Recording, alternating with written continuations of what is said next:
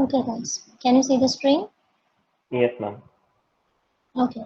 So, what is our problem, or what we are going to learn? So, I'm just writing here. Okay. So, what is our problem, or what is our definition, guys? What we want to do?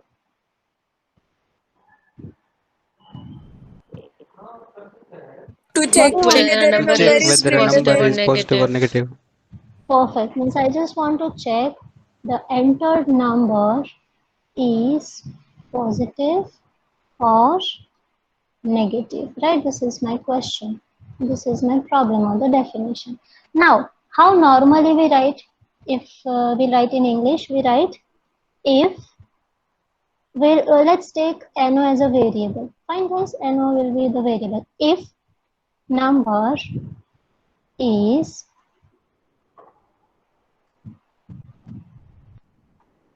greater than 0, then no is positive. Guys, please don't look at the handwritings, Yes, because ma'am. it is very difficult to write on whiteboard using this pen. So else, else if number is lesser than 0, and Yes, ma'am. Yes, ma'am. right? Yes, ma'am. Okay. Now the same thing I want to do using the C programming. Then how will we do this? Let's pick few words. If number, okay, I'm just writing, guys. If number is what? Is greater than 0. So if number is greater than 0, then number is positive. I simply want to print, we know printf statement. So I'm just writing positive. That's it. Next statement, else. Else, if number is lesser than 0, number is lesser than 0 or less than 0, then I want to print, negative. Okay, printf negative, else number is 0.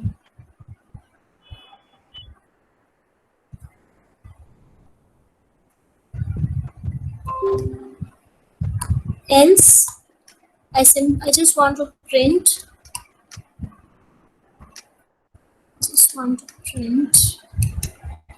printf number is 0. That's it. Everyone? Yes, ma'am. Yes, ma'am. So now in C language we use control statement if. So what is the syntax for that? If, just write down if, inside the bracket write down the condition, then curly brackets, then next else if you have multiple conditions, then again brackets and else and again brackets. This is the way you can write. And the same thing, then now I write the actual structure of if. The very first structure of if is if, then some condition, brackets, and some statement. This is the case where you have only one condition.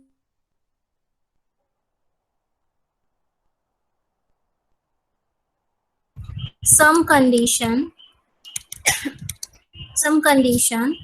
bracket, some statements, close the bracket,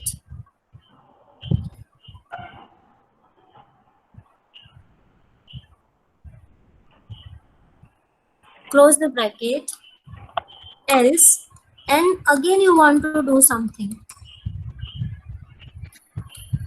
This is the second part, second structure. The third structure is if some condition,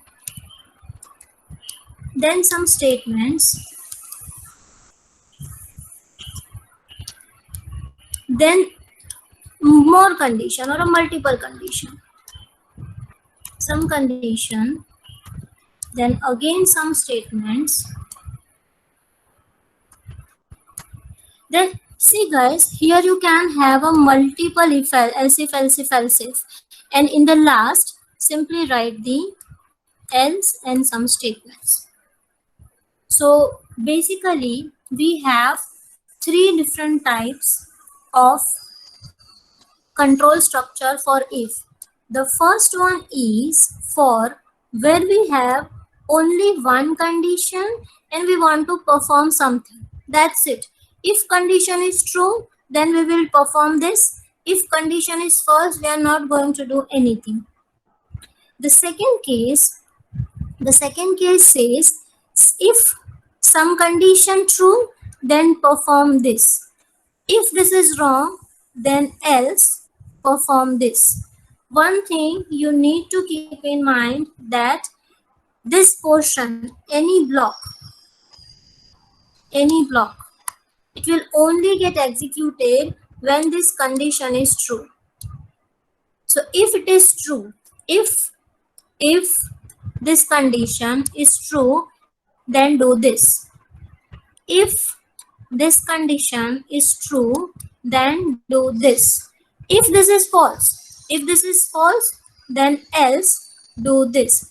Means what? That either this or this. From both the statements, only one is going to be executed at a time. If you have the third one, if some condition, if this is true, then do something.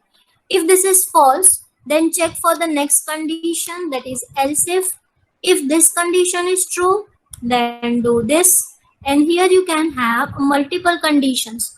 Suppose all the conditions are false. In that case, you can go for the else case. Understood everyone? Yes, ma'am. Yes, ma'am. Everyone? Yes, ma'am. Yes, ma'am. Okay.